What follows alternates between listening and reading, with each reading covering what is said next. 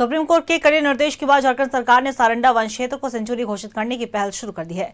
Group of ministers का समूह आज सारंडा का दौरा करेगा और वहां रहने वाले आदिवासियों की सामाजिक आर्थिक स्थिति का आकलन करेगा।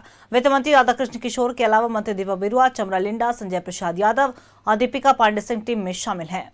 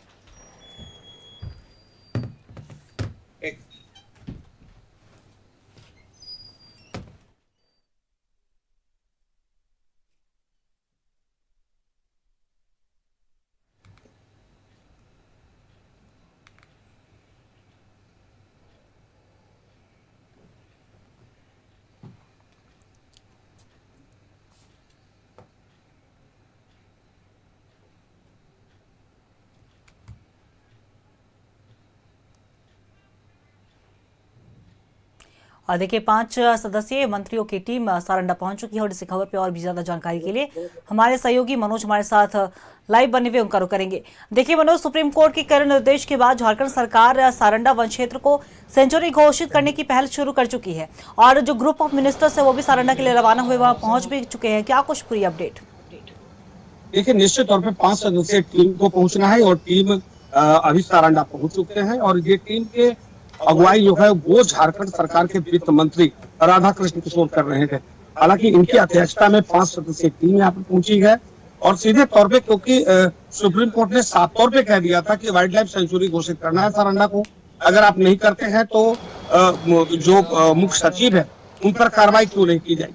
तो जहाँ एक तरफ सुप्रीम कोर्ट ने जो टिप्पणी की, सुप्रीम कोर्ट ने जो कहा, उसके बाद सरकार की नींद खुली और सरकार के 5 सदस्यीय टीम पहुंच चुकी है निश्चित तौर पे। और यहाँ पर जो पूरा इलाका है, जो भूभाग है, उस भूभाग का आकलन करने के बाद ये रिपोर्ट सरकार जो है वो न्यायालय को सौंपेगी और निश्चित तौर पे। लेकिन उससे पहले के जो आसपास के 56 गांव के जो लोग हैं, 56 मौजा के लोग कहेंगे, गांव नहीं, वो लोग विरोध कर रहे हैं। उन लोगों का सीधे तौर पे कहना है कि अगर ये वाइल्ड लाइफ सेंचुरी अगर घोषित हो जाता है तो निश्चित तौर पे जो यहाँ के जो आदिवासी है, यहाँ के जो मूलवासी हैं, जो ये लोग जल जंगल जमीन में लोग रहते हैं, उनका अधिकार जो है वो कहीं न कहीं अधिकार का हनन होगा।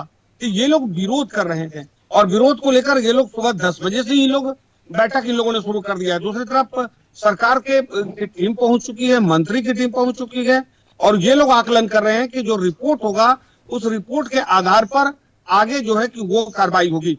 तो निश्चित तौर पे कहीं ना कहीं सरकार अपना काम तो कर ही रहा है, लेकिन जो स्थानीय लोग हैं उनका विरोध अब खुलकर सामने आ गया है और वो लोग चाहते हैं कि वाइल्ड लाइफ सेंचुरी यहाँ पे घोषित नहीं हो।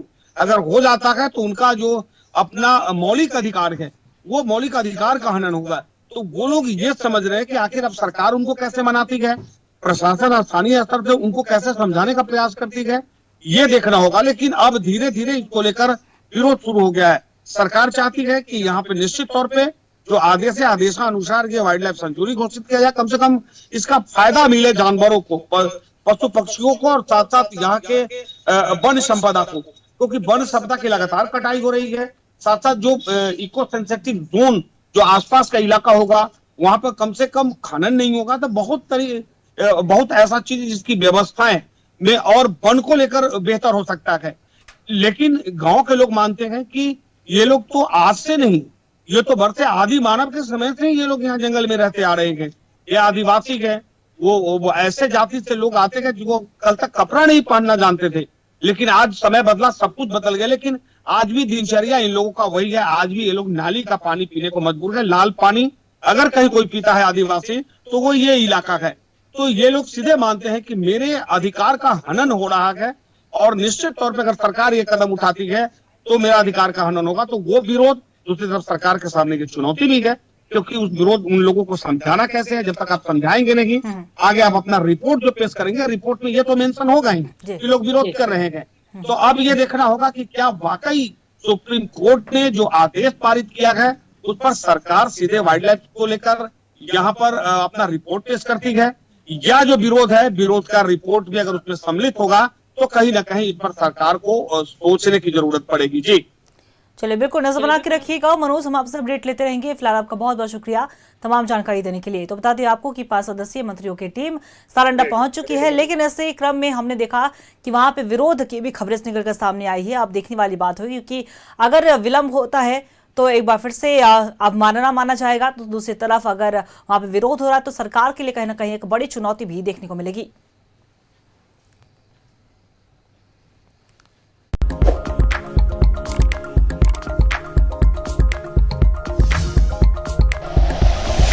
Like and share videos, subscribe करें हमारा चैनल और प्रेस करें बेल आइकॉन। न्यूज़ 11 भारत, सच है तो दिखेगा।